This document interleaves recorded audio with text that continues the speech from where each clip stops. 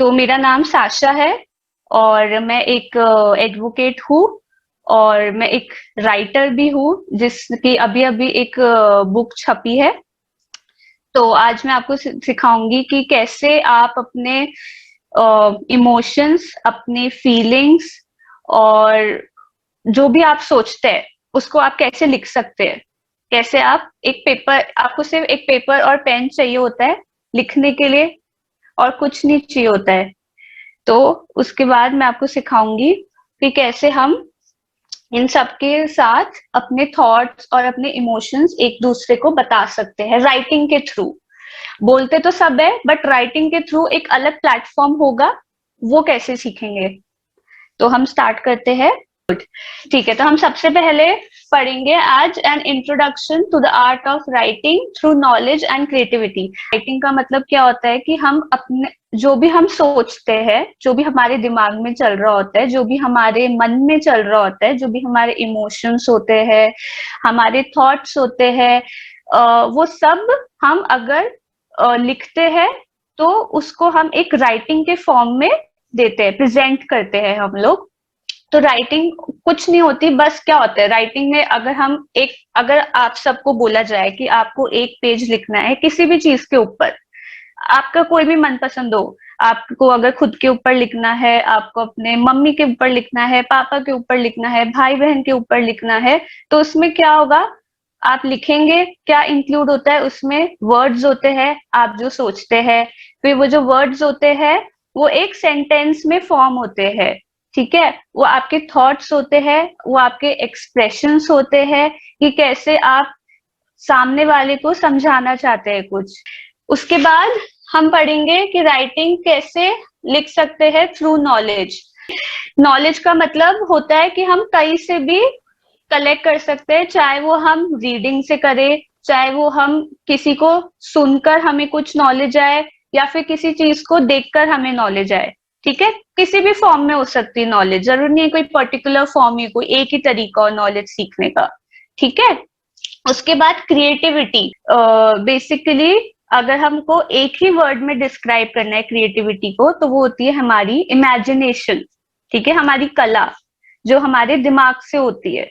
ठीक है, हम बहुत तरीके की क्रिएटिविटी होती है, हम डांस भी करते हैं, हम सिंगिंग भी करते हैं, हम स्पोर्ट्स भी करते हैं। राइटिंग में क्रिएटिविटी का क्या मतलब होता है कि हम जो अपने थॉट्स, जो हमारी जो फीलिंग्स है, हम उनको लिख रहे हैं और एक अलग फॉर्म में उनको प्रेजेंट कर रहे हैं, एक अलग तरीके से हम उनको लिख रहे हैं। तो हम आज का टॉपिक ये है कि हम कैसे राइटिंग को नॉलेज और क्रिएटिविटी के थ्रू हम लिख सकते हैं। तो आज हम 3 चीजें पढ़ेंगे। पहली चीज, टाइप्स ऑफ राइटिंग। अच्छा, ये तो सबने बता दिया कि राइटिंग का मतलब क्या होता है कि हमारे जो थॉट्स होते हैं, हमारे इमोशंस होते हैं, उसको हम लिखते हैं। बट राइटिंग भी तरह तरह की होती है। ठीक है, हम अगर बुक्स से पढ़े, ठीक है, आपकी जो सपोज आपकी स्कूल बुक्स होती है, ठीक है, उसमें से आप क्या करते हो, उसको आप बुक खोलते हो, आप उसमें जो लिखा होता है वो आप पढ़ते हो और फिर आप उसको लिख देते हो। ठीक है, और एक होती है क्रिएटिव राइटिंग, जो अभी मैंने आपको बताया कि जो आप खुद का दिमाग लगाएंगे, बुक्स की जरूरत ही नहीं होती, आप बुक्स को बंद करके जो आपके खुद के माइंड में आ रहे हैं, जो भी इमोशंस आ रहे हैं, जो भी एक्सप्रेशंस आ रहे हैं, जो भी थॉट्स आ रहे हैं, उन सबको आप लिख रहे हो। ठीक है, तो आज हम ये पढ़ेंगे कि 2 तरीके की राइटिंग होती है।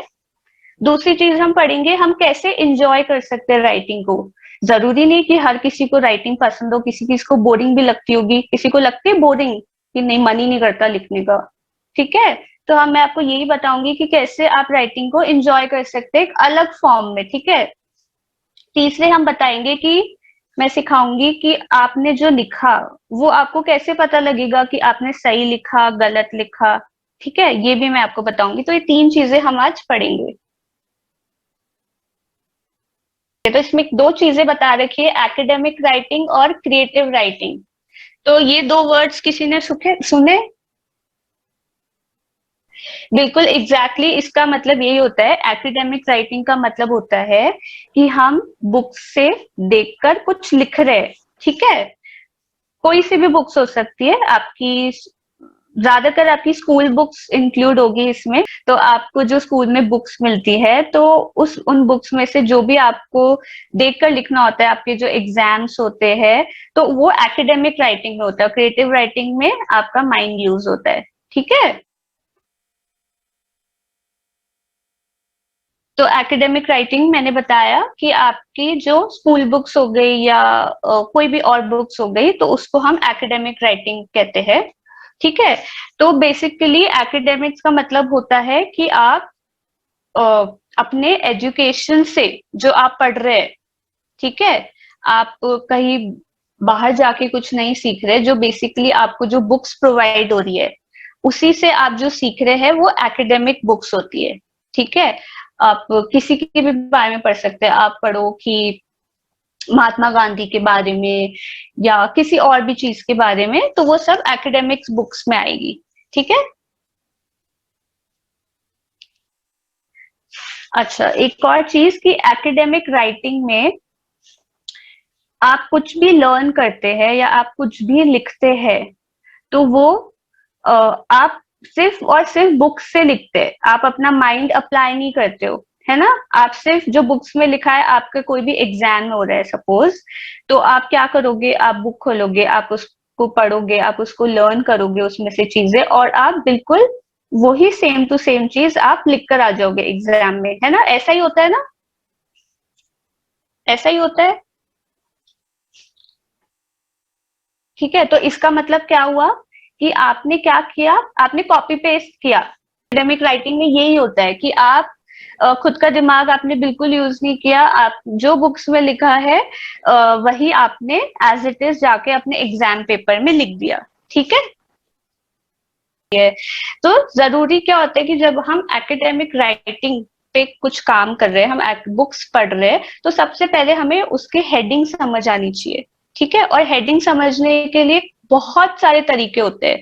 ये नहीं कि हम सिर्फ उसी चीज को रटते जा रहे हैं, हमको समझ नहीं आ रहा है और हमको सिर्फ एग्जाम में पास होना है, इसलिए हम पढ़ रहे हैं और हम लिख रहे हैं और हम पास हो गए। क्योंकि हमें नॉलेज भी तो चाहिए ना साथ साथ। तो इसीलिए जरूरी होता है कि आप पहले टॉपिक को समझे। फर्स्ट स्टेप आप लिख लीजिए। फर्स्ट स्टेप क्या होता है कि आप पहले हेडिंग को समझे, जो टॉपिक है उसको समझे। फिर सेकंड स्टेप होता है कि उसके अंदर जो कंटेंट लिखा है, उसके अंदर जो मैटर लिखा है कि हाइजीन और हेल्थ के बारे में जो जो लिखे, जो जो पॉइंट्स लिखे हैं, वो आप फिर उसको पढ़े, है ना। ठीक है। तो सबसे पहले जब हमने बोला कि हमने वो टॉपिक समझ लिया, हमने अच्छे से, हमको पता लग गया कि ये टॉपिक इस बारे में है, अब हम उसको लिखेंगे कैसे। सबसे इम्पोर्टेंट ये होता है कि आपने जब समझ लिया है एक टॉपिक को, उसके हेडिंग को और उसमें जो मैटर लिखा है, उन सबको जब समझ आ गए, तो आपका थर्ड स्टेप होना चाहिए, आप बुक को बंद कर दीजिए, बिल्कुल साइड में रख दीजिए। एक पेपर लीजिए। एक तो जरूरी नहीं है आपको वो हर एक चीज याद हो जो आपने पढ़ी, बिल्कुल जरूरी नहीं है। आप इससे क्या होगा, आपकी नॉलेज बढ़ेगी, आपका माइंड जब यूज होगा। ठीक है। अभी हम सपोज आपने पढ़ लिया, आपकी बुक साइड में खुली हुई रखी है, ठीक है, और आप लिख रहे हो साथ साथ, तो हमारा ह्यूमन नेचर क्या होता है कि हम लिख रहे हैं और कुछ याद नहीं आया हमें, तो हम झट से बुक्स को देख लेते हैं कि बुक में क्या लिखा था, है ना। ऐसा नहीं करना है। हमको बुक बंद रखनी है, उसके बाद हमें लिखना स्टार्ट करना है, और हमें जो भी समझ आया उस टॉपिक से, तो हम उसको अच्छे से लिखेंगे। ठीक है। जितना भी समझ आया, आप समरी के फॉर्म में भी लिख सकते हैं, जैसे नियति ने कहा कि वो एक समरी बनाती है और फिर जो भी उसको समझ आया वो लिख लेती है। दूसरा तरीका होता है कि आप पॉइंट्स बना लीजिए। ठीक है। First point, second point, third point, fourth point. ठीक है। तो इससे क्या होता है कि जब आप पॉइंट्स में लिखेंगे ना, तो ज्यादा याद रहेगा आपको। ठीक है। बहुत तरीके होते हैं कि हम जब बुक से पढ़ते हैं, तो हम उसको कैसे लिखें। हम समरी के फॉर्म में भी लिख सकते हैं, हम उसको पॉइंट्स के फॉर्म में भी लिख सकते हैं। ठीक है। उसके बाद क्या होता है, इससे हमारा माइंड यूज होता है, इससे हमारी नॉलेज बढ़ती है। ठीक है। हम जितना अपना माइंड यूज करेंगे, हमारा माइंड उतना शार्प होगा। ठीक है। तो सबसे जरूरी होता है कि जब भी आप कोई बुक्स खोलो, जब भी आप उसके बारे में कुछ पढ़ो, तो आपको सबसे पहले अच्छे से टॉपिक समझ आ जाना चाहिए। कोई भी एक ऐसा वर्ड नहीं होना चाहिए आप आपको समझ नहीं आया। तो आपको दो चीजें करनी है हमेशा एकेडमिक राइटिंग में, पहले आपको समझना है और फिर लिखना है, वो भी बुक बंद करके, ठीक है। फिर जब आप पूरा अपना है कि हाँ हमने लिख लिया है जितना हमारे दिमाग में था, उसके बाद जब हम कुछ समझ लेते हैं तो उसको लिखे कैसे, उसको समराइज कर सकते हैं, उसको पॉइंट्स में डाल सकते हैं। और आपने एक बहुत ही अच्छा पॉइंट डाला कि हमको दूसरों को समझाना चाहिए, ये बिल्कुल सही है। कभी कभी क्या होता है कि हमें लिखने का भी मन नहीं कर रहा, ठीक है, किसी को उस टाइम, उस पर्टिकुलर टाइम पे नहीं मन कर रहा लिखने का जो भी हमने पढ़ा। तो जो भी आपकी कोई फ्रेंड है, ठीक है, जिनसे भी आप बात करना पसंद करते हैं, या फिर कोई आपकी आपके मम्मी पापा जिससे भी आपको शेयर करना हो, तो आप क्या कर सकते हैं, आपने जो भी पढ़ा आप उसको डिक्टेट कर सकते हैं वापस। डिक्टेट मतलब आप उसको वापस समझाने वाले को, ठीक है। तो इससे क्या होगा कि आपका माइंड इम्प्रूव होगा, आपको आपको बुक्स देखने की जरूरत नहीं पड़ेगी, ठीक है। क्या होता है कि जब हम बार बार बुक्स को रेफर करते हैं तो इसमें क्या होता है कि हमारा माइंड यूज नहीं होता है, ठीक है। इसमें क्या होता है कि हम बार बार बुक्स को ओपन कर रहे हैं, क्लोज कर रहे हैं, ओपन कर रहे हैं, क्लोज कर रहे हैं, तो इसमें हमारा माइंड काम ही नहीं कर रहा है, इससे हमारी नॉलेज नहीं बढ़ रही है। अगर आप किसी को बताएंगे कि हमको ये समझ आया, तो आप जिसको भी आप बता रहे हैं तो वो सामने वाला आपको दो चीजें हो सकता है और कुछ नहीं बताए उस टॉपिक से रिलेटेड, होता है ना ऐसा कि हम सपोज हम कोरोना के बारे में किसी को बता रहे हैं कि आज मैंने ये पढ़ा कोरोना के बारे में, तो सामने वाला भी हो सकता है आपको और नई चीजें बताए कि मैंने भी ये पढ़ा आज कोरोना के बारे में। तो इससे क्या होगा कि आपकी नॉलेज इंप्रूव होगी, ठीक है, आपकी डबल नॉलेज आएगी आपके पास, ठीक है। आया समझ में इससे? इसीलिए इससे क्या होता है कि आपको जब आप बुक्स खोलेंगे, अपनी स्कूल बुक्स खोलेंगे, तो इससे आपको बोरिंग भी नहीं लगेगी बुक्स, क्योंकि आप उसको इंटरेस्टिंग बनाएंगे खुद से, ठीक है। आप अगर एक ही बुक को बार बार पढ़ते रहेंगे और सिर्फ आपको, अगर आप अपने माइंड में ये रखेंगे कि आपको बुक सिर्फ इसलिए पढ़नी है कि हमको एग्जाम में पास होना है, हमको टॉप करना है, हमको फर्स्ट रैंक चाहिए, हमको सेकंड रैंक चाहिए, तो इससे क्या होगा, इससे कुछ नहीं होगा। इससे आप उस एग्जाम तक तो आप बिल्कुल मतलब टॉप पे रहेंगे कि हाँ मैं फर्स्ट आया, फिर उसके बाद क्या होगा, कोई सपोज आपको अगर आगे 10 दिन बाद भी कुछ पूछे कि उस टॉपिक से रिलेटेड, तो आपको आएगा ही नहीं, क्योंकि हमने अपने दिमाग से नहीं पढ़ा। हमने तो क्या किया, हमने रटा, हमने बुक्स खोली, हमने पढ़ा, हमको समझ आया नहीं आया, ठीक है। तो इसलिए सबसे ज्यादा जरूरी कि हम समझे और फिर हम उसको लिखे जरूर। लिखने से क्या होता है कि आपके माइंड में हर चीजें ज्यादा जल्दी से डेवलप होती है, जल्दी से आप स्टोर होती है, ठीक है। अगर आप सिर्फ ओरली पढ़ते रहेंगे तो कभी भी आपका माइंड इतना काम नहीं करेगा, ठीक है। राइटिंग में सबसे जरूरी क्या होता है कि, अच्छा आपको अगर मैं बोलूं कि आपको सिर्फ हाफ पेज लिखना है किसी के भी ऊपर, खुद के ऊपर भी लिख सकते हो आप, या फिर जो भी आपको पसंद है, और वही मैं बोलूं कि आपको उसके 10 पेजेस लिखने हैं। होता है कि हम हाफ पेज और 10 पेज का एग्जाम्पल मैंने क्यों दिया, मैं अगर बोलूं आपको हाफ पेज लिखना है, तो इसमें आप, जरूरी नहीं है कि जितने ज्यादा लंबे आंसर्स होंगे, जितने ज्यादा आप पेजेस लिखेंगे आपके उतने अच्छे मार्क्स आएंगे, ठीक है। क्या होता है कभी कभी हम 10 पेजेस भी लिख देते हैं, बट मीनिंग क्या होता है उसमें, मतलब कुछ समझ नहीं आता टीचर को भी कि क्या लिखा है ना। हमने 10 पेज तो भर दिए, बट उसमें जो इंटरेस्टिंग कंटेंट या मैटर जो भी आपने पढ़ा बुक्स में से, वो कवर ही नहीं होता है। और कभी कभी ये भी होता है कि हम उस हाफ पेज में ही सब कुछ इंक्लूड कर देते हैं, ठीक है। किससे करते हैं हम इंक्लूड, अपनी इमेजिनेशन से, अपनी क्रिएटिविटी से, ठीक है। क्योंकि आपने जो पढ़ा, ठीक है, जरूरी नहीं है कि आप वर्ड टू वर्ड वही लिख कर आओ, कॉपी पेस्ट नहीं करना होता है कभी भी। कॉपी, ये याद रखना, कभी भी हमें कॉपी पेस्ट नहीं करना है, ठीक है, हमको समझना है।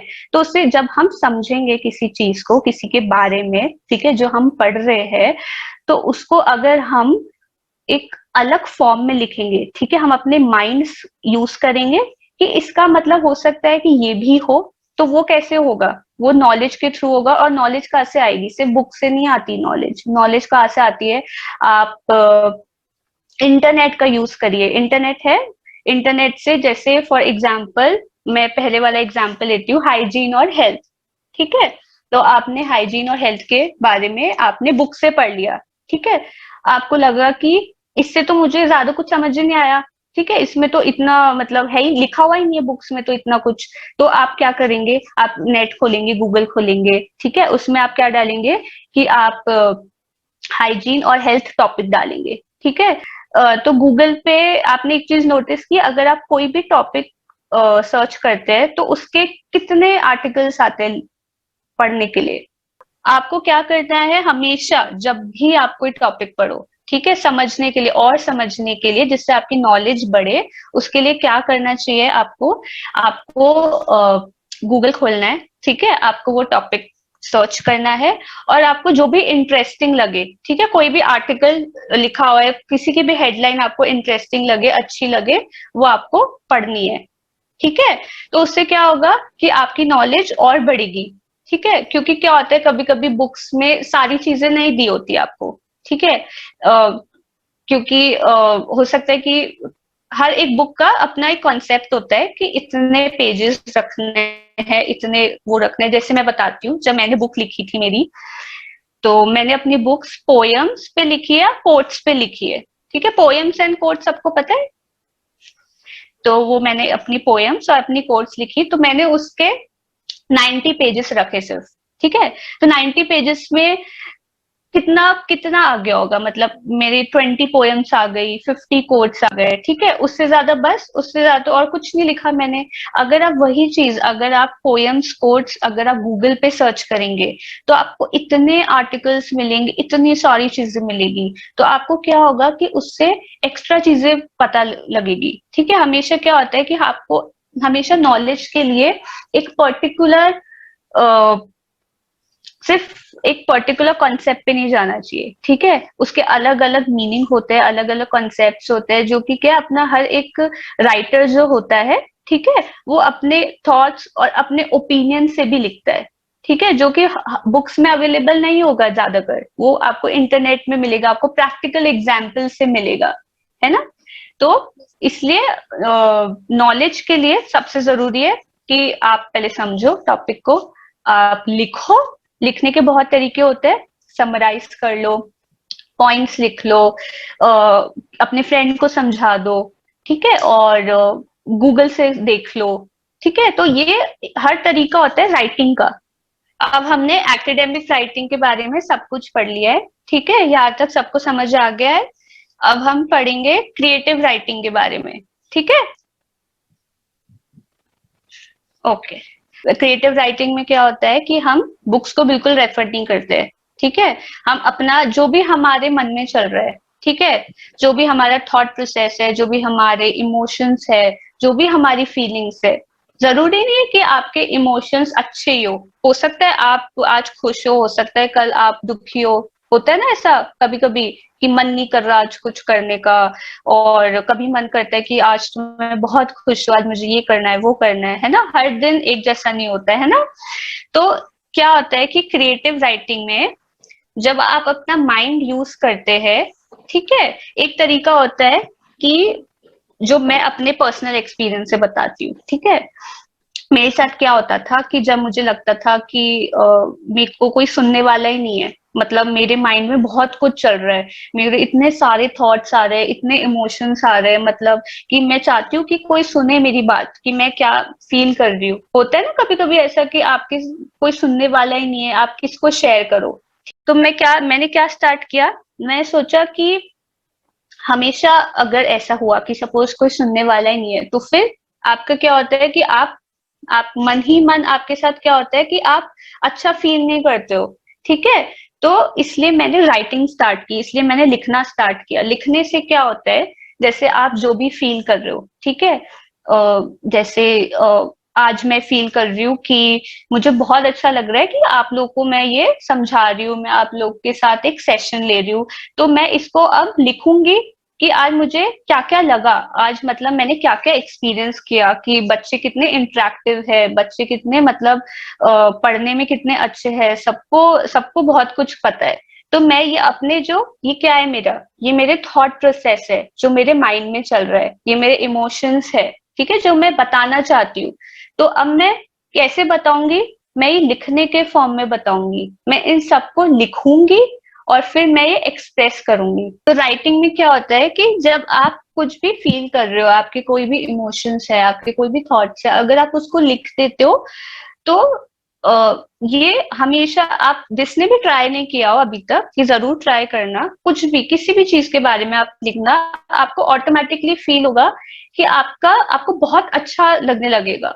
मतलब ऐसा लगेगा कि चाहे कोई हो हमें सुनने वाला, चाहे कोई नहीं हो, बट हमारा कौन है फ्रेंड? हमारा पेन और पेपर तो हमेशा रहेगा ही फ्रेंड, है ना? तो इसलिए आपको क्या करना चाहिए क्रिएटिव राइटिंग में, कि आपके जितने भी इमोशंस आ रहे हैं ना आपके माइंड में, जितने भी, मतलब जरूरी नहीं कि वो अच्छे हो, बुरे भी हो सकते हैं।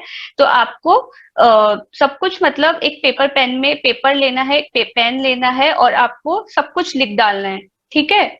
एक डायरी मेंटेन करनी है आपको, ठीक है? एक आपकी सेपरेट डायरी होनी चाहिए, ठीक है, जिसमें आप सब कुछ लिख रहे हो, ठीक है? एक अलग से आप कॉपी बनाएंगे, ठीक है? और आप जो भी फील कर रहे हो आप उसको लिखेंगे, ठीक है? तो मैं आपको बताऊंगी, हम फटाफट अब करेंगे, आगे बढ़ेंगे कि क्रिएटिव राइटिंग में तीन चीजें बहुत इंपॉर्टेंट होती है बच्चों। पहली चीज, ऑब्जर्व करना।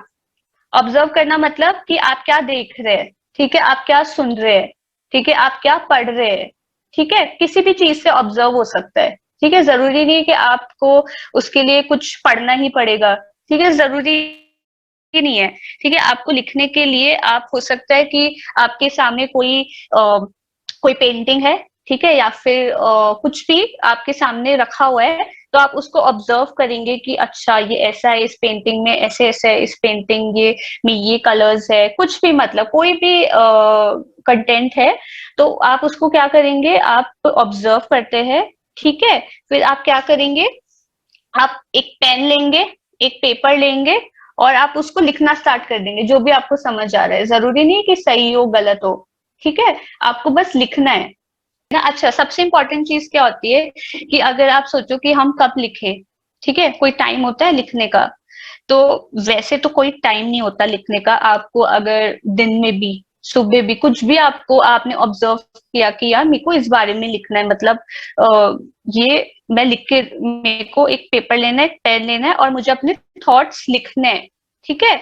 तो उससे क्या होता है, कोई पर्टिकुलर टाइम नहीं होता, पर सबसे बेस्ट टाइम क्या होता है लिखने का आपका, जब भी आप सो रहे हो, ठीक है? सोने से पहले आपको एक अपनी डायरी मेंटेन करनी है, ठीक है? और रोज की एक हैबिट डालनी है कि आपको लिखना ही लिखना है, चाहे आप 2 पेज लिखो, 4 पेज लिखो, जितनी आपकी मर्जी है, ठीक है? चाहे आप 2 लाइन भी लिख रहे हो ना तो भी कोई दिक्कत नहीं है, बट आपको ये हैबिट डालनी है कि आपको लिखना है। इससे क्या होगा कि आपकी राइटिंग स्किल्स भी इंप्रूव होगी, आपकी आपका माइंड आप ज्यादा यूज कर पाओगे, ठीक है? आप क्रिएटिव बन पाओगे, ठीक है? आपका थॉट प्रोसेस ज्यादा चलेगा, आप में इमोशन ज्यादा आएंगे कि आप लिख सकते हैं। आपको कुछ भी, मतलब कुछ भी लिख सकते हैं आप, कोई पर्टिकुलर टॉपिक नहीं होता कि मैं इस पे लिख सकता और इस पे नहीं लिख सकता, ठीक है?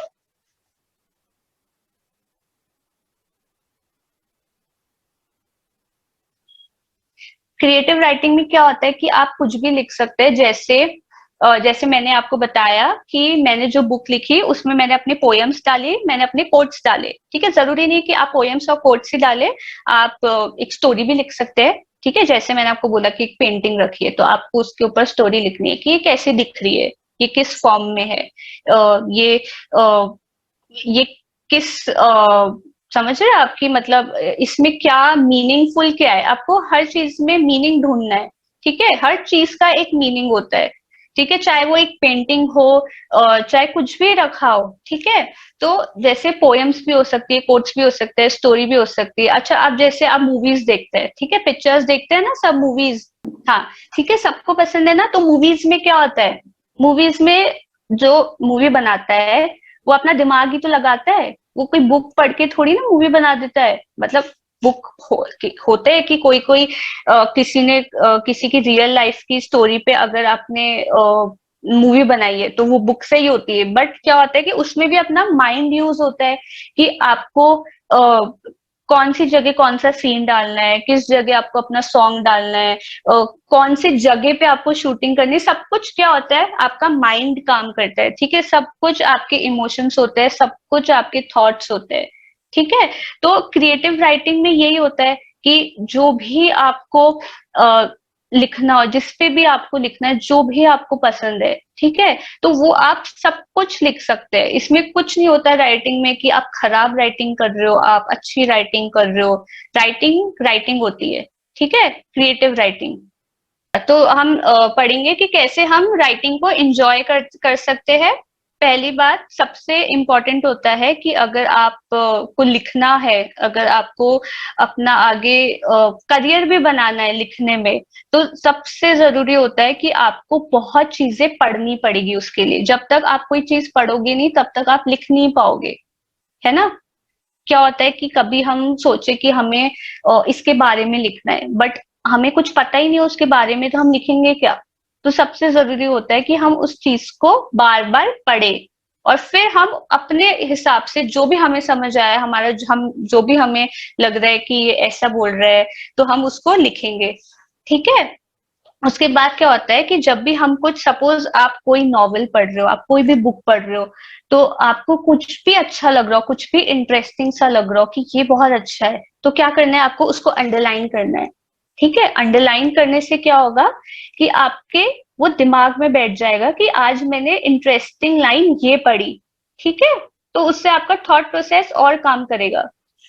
फिर तीसरी चीज होती है जो हमने डिस्कस करी कि आप जो भी आपने समझा, जो भी आपने लिखा, आप अपने फ्रेंड से शेयर कर सकते हैं। जरूरी नहीं है कि आप खुद में ही रखें, ठीक है, आप अपने फ्रेंड से डिस्कस करेंगे तो उससे क्या होगा कि आपकी क्रिएटिविटी और बढ़ेगी। वो हो सकता है कि और तरीके बताए लिखने के। और आपको हैबिट तो डालनी ही है कि डायरी में एक एक पेज आप लिखे ही, ठीक है। आप रोज रात को सोने से पहले एक पेज, आधा पेज, 2 लाइन, 4 लाइन, जितनी भी आपको समझ आया है पूरे दिन में, जो भी आपने ऑब्जर्व किया है वो सब लिख दो, ठीक है।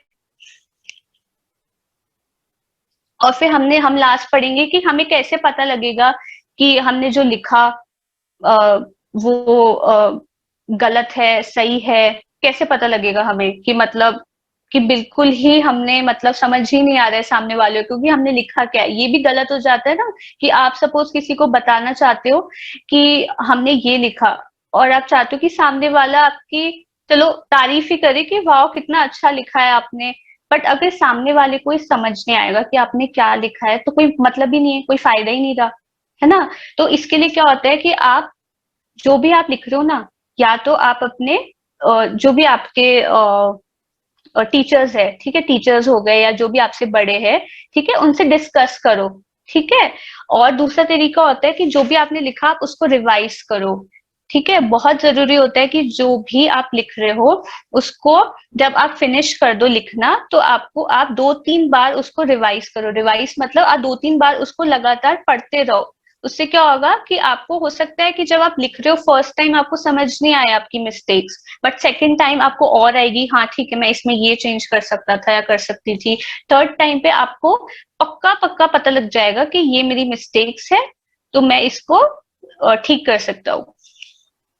और ये आपको रिपीट करना है हर दिन, ठीक है। और सबसे जरूरी है राइटिंग के लिए कि आप हमेशा जब भी आप स्टार्ट करें, ठीक है, आज से इसके बाद जब भी हमारा ये वेबिनार ओवर हो जाएगा, ठीक है, आप जब भी लिखना स्टार्ट करेंगे तो ये ध्यान रखना कि आप कभी भी कोई टॉपिक ऐसा चूज मत करना जो आपको ऑलरेडी बोरिंग लगता हो, जिसपे आपको कुछ पता ही नहीं हो, मतलब आपको वैसे भी पढ़ने की इच्छा नहीं करती उस टॉपिक को, ठीक है। उस टॉपिक को चूज करना जो आपको बहुत पसंद हो। जैसे हो सकता है आपको खुद के ऊपर लिखना पसंद हो सकता है आपको अपनी मम्मी के ऊपर लिखना हो, अपने पापा के ऊपर लिखना हो, या फिर अपने फ्रेंड्स के ऊपर लिखना हो, ठीक है, या कोई भी सोशल टॉपिक हो, ठीक है। तो हमेशा एक ऐसा टॉपिक चूज करना लिखने के लिए जो आपको पसंद हो लिखना जिसपे। और हमेशा अपने साथ एक डायरी लिखना, डायरी रखना, ठीक है? जिससे कि जब भी आप कोई भी चीज़ ऑब्ज़र्व करें तो आप उसको लिख सकें, ठीक है? जो आपका थॉट प्रोसेस है, जो आपके इमोशंस है, ठीक है? अगर हम उसी टाइम उसको लिख देंगे तो उससे क्या होगा कि हमारा माइंड और काम करना स्टार्ट करेगा धीरे-धीरे, ठीक है? अगर हम उसी को अवॉइड करते जाएँगे, हम नहीं लिख रहे हैं क्योंकि हम बोल भी नहीं रहे हैं किसी को और हम लिख भी नहीं रहे हैं, तो इससे क्या होगा कि वो एक कलेक्शन बन जाएगा, ठीक है? थॉट्स का, इमोशंस का, जो कि कभी एक्सप्रेस ही नहीं हुआ, ठीक है? जो कभी शो ही नहीं हुआ। तो ज़रूरी है कि लिखते हुए हर एक इमोशन आप लिखें अपना, जो भी आप फ़ील कर रहे हो, ठीक है? और हमेशा स्टार्ट करना छोटे से लिखना। कभी ऐसे नहीं कि आप लगातार 2-3 पेजेस लिख रहे हैं, लगातार आप 6-7 पेजेस लिखना स्टार्ट कर कभी भी, ठीक है? तो आप छोटे-छोटे वर्ड से, छोटे-छोटे लाइन से, छोटे-छोटे पेजेस से आपको स्टार्ट करना है। और सबसे ज़रूरी है कि आप जो भी लिख रहे हो, आप उसको एन्जॉय कर रहे हो, ठीक है? ऐसे बर्डन से नहीं कि मुझे दीदी ने आज बोला ही है इसलिए मेरे को लिखना ही है मतलब। हो सकता है किसी-किसी दिन आपका मूड नहीं हो लिखने का कि नहीं मुझे नहीं लिखना तो इट्स ओके आपको आप मत लिखो।